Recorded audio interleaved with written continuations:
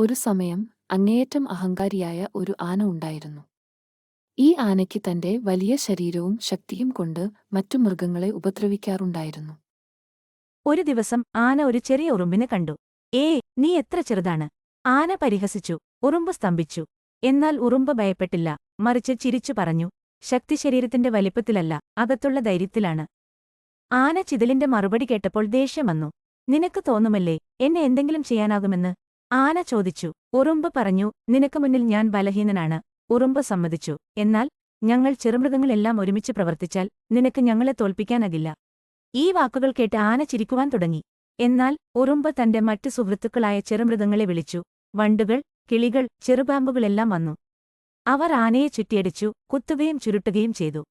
ആന തന്റെ വലിയ വലിപ്പവും ശക്തിയും ഉപയോഗിച്ച് ഇവരെ പടച്ചുവിടാൻ ശ്രമിച്ചു. പക്ഷേ ചെറുമൃഗങ്ങൾ ഒരുമിച്ച് പ്രവർത്തിച്ചപ്പോൾ ആനയ്ക്ക് ആശയപ്പെട്ടില്ല. അവസാനത്തിൽ ആന പിന്മാറി. ഞാൻ തോറ്റു. നിങ്ങൾ ഒരുമിച്ച് പ്രവർത്തിച്ചപ്പോൾ എന്റെ ശക്തിയും സഹായിച്ചില്ല.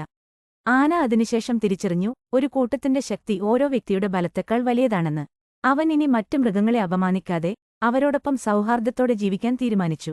ഗുണപാഠം: ഒന്നിച്ചു നിന്നാൽ എല്ലാം നേടിയെടുക്കാൻ കഴിയും. നന്ദി.